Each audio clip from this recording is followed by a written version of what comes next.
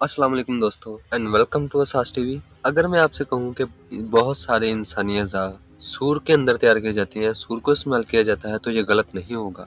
जी हाँ, बिल्कुल। जहाँ पे दूसरी तकनीक से इंसानी अज़ा तैयार किए जाते हैं, वहाँ पे सूर वाली तकनीक को सबसे ज़्यादा इस्तेमाल किया जाता है। और सबसे हैरानकुन बात ये है कि वो अज़ा बिल्कुल उसी तरह काम करते हैं जिस तरह इंसान के असली अज़ा काम करते हैं। जी हाँ, वो क्या प्रोसेस है जिससे इंसानी अज़ा तैयार किए जाते हैं, इस तकनीक के बारे में जानने से पहले हम सबसे पहले ये जानते हैं कि सबसे ज़रूरी चीज़ जो इंसान की होती है हार्ट ट्रांसप्लांट, वो कैसे किया जाता है। हार्ट ट्रांसप्लांट एक ऐसी तकनीक होती है, ऐसा प्रोसेस होता है जिसमें एक डिजीज्ड हार्ट को एक सेहतमंद इंसान के हार्ट के साथ एक्सचेंज कर लिया जाता है, यानी रिप्लेस कर लिया जाता है। ऐसा इंसान जो अपना हार्ट डोनेट करता है उसे डोनर बोला जाता है। आमतौर पर हार्ट डोनर ऐसा इंसान होता है जो हादसे की सूरत में ब्रेन डेड हो जाता है और इसके बचने के चांसेस नहीं रहते। ऐसे इंसान के वाइटल ऑर्गन ट्रांसप्लांट वाले मरीजों को अतिया कर दिए जाते हैं। मगर 7 जनवरी 2022 को एक ऐसा प्रोसेस किया गया, ऐसा ऑपरेशन किया गया जिसमें डेविड बेनेट नामी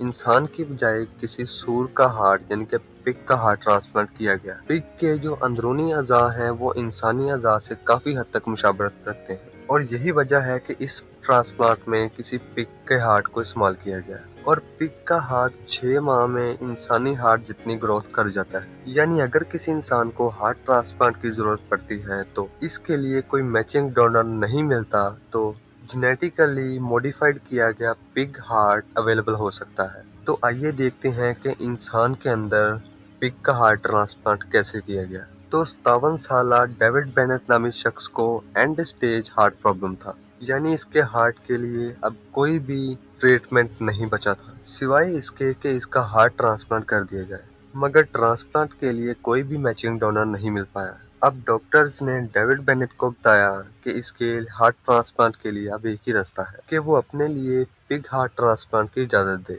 जिस पिग का हार्ट डेविड बेनेट को दिया गया उस पिग को जेनेटिकली मॉडिफाइड किया गया।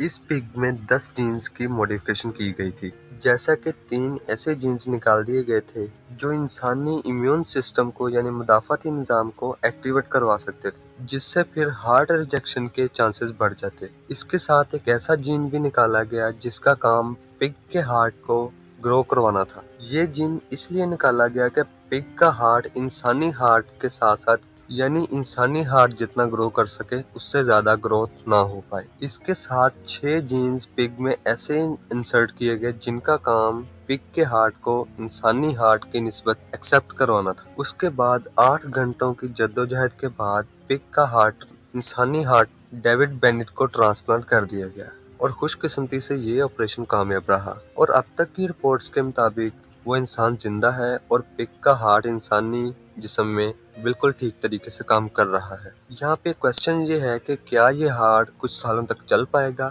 अगर डेविड बेनेट नामी शख्स कुछ सालों तक जिंदा रहता है, उसका हार्ट ठीक तरह से काम करता है, तो साइंसी दुनिया में ये बहुत बड़ी कामयाबी होगी, क्योंकि हर साल कई इंसान ऑर्गन्स ट्रांसप्लांट की लिस्ट में मैचिंग डोनर्स के इंतजार में ही अपनी जान गंवा बैठते हैं। यानी इंसानों से मुशाबत रखता है, यानी इंसानी इंटरनल सिस्टम से काफ़ी हद तक मुशाबत रखता है। तो इस सिलसिले में इंसान के अंदर जो इंसान के कुछ सेल्स लिए जाते हैं उनमें जो डीएनए होता है उनमें जीन एडिटिंग की जाती है और उसी एडिटिंग की वजह से ये काम मुमकिन हो पाता है। अब इस चीज़ को थोड़ी सी डिटेल के साथ देख लेते हैं। हमारे अंदर पाए जाने वाले हर सेल के अंदर जीन की कॉपीज मौजूद होती हैं, यानी 20,000 किस्म के जीन्स होते हैं और 3 अरब से ज़ायद किस्म के डीएनए मौजूद होते हैं। हमारे अंदर पाया जाने वाला डीएनए डबल स्ट्रैंड होता है और डबल हेलिक्स की तरह जुड़ा होता है, यानी कि पेयर्स बने होते हैं, जोड़े बने होते हैं और हमारे डीएनए ही ये फैसला करते हैं कि हमारी शक्ल किस तरह की होगी और हमारे डीएनए के अंदर ही ये इन्फॉर्मेशन होती है कि हमारी शक्ल और सूरत कैसी होगी, हमारी स्पीशीज़ कैसी होगी, हम मेल होंगे या फीमेल होंगे। अब साइंसदानों के लिए ये जानने के लिए कि जीन्स काम किस तरह करते हैं, तो इनके लिए ज़रूरी है कि जीन्स के ऊपर कंट्रोल किया जा सके। जीन्स को एडिट करना इतना आसान नहीं है, ये बहुत मुश्किल काम है। मगर रिसेंटली साइंसदानों की जानिब से एक नया तरीका इजाद किया गया है और उस तरीके की वजह से हम किसी भी स्पीशीज़ में जीन एडिटिंग कर सकते हैं, इंसानों को शामिल करते हुए। और इस तरीके का नाम है क्रिस्पर-Cas9। ये तरीका कार नेचुरल सिस्टम के ऊपर बेस करता है اس میں وائرسز کے انفیکشن سے بچنے کے لیے بیکٹیریاز کو استعمال کیا جاتا ہے۔ جب بیکٹیریا وائرس کے ڈی این اے کو ڈیٹیکٹ کر لیتا ہے، یہ 2 قسم کے آر این ایز کو ریلیز کرتا ہے۔ یہ 2 آر این ایز Cas9 نامی پروٹین کے ساتھ کام کرتے ہیں۔ اب ذرا دیکھ لیتے ہیں کہ کڈنی ٹرانسپلانٹ کیسے کیا جاتا ہے۔ یہ کام فی الحال تو امریکہ میں کیا جاتا ہے، کیونکہ امریکہ میں 6 لاکھ سے زائد افراد ڈائلیسس کا شکار ہیں۔ امریکی رپورٹ کے مطابق 240 مریض روزانہ ڈائلیسس کی وجہ سے مر جاتے ہیں۔ اب بہت سارے مریضوں کو بچایا جا سکتا ہے اگر کڈنیز کا انتظام ہو سکے، تو یہاں پہ بھی سور کو یعنی کہ پگ کو بہت بڑے پیمانے پر استعمال کیا جا سکتا ہے۔ تو سائنٹسٹ ہیں وہ سور کے اندر کڈنیز پیدا کرتے ہیں اور اس کے بعد انہی کڈنیز کو یعنی کہ انہی گردوں کو انسان کے اندر لگا دیتے ہیں۔ تو اس کام کے لیے سب سے پہلے پگ کے اندر کچھ جین نکالے جاتے ہیں اور کچھ انسرٹ کیے جاتے ہیں، تاکہ پگ کے جو کڈنیز ہیں وہ انسان کی کڈنیز کے مطابق بن سکیں، یعنی ان کے ٹیشوز بھی میچ کر سکیں اور ان کا سائز بھی انسانی کڈنیز جیسا ہو سکے۔ اور خوش قسمتی سے CRISPR-9 تکنیک کی وجہ سے یہ بھی کام ممکن ہو گیا ہے۔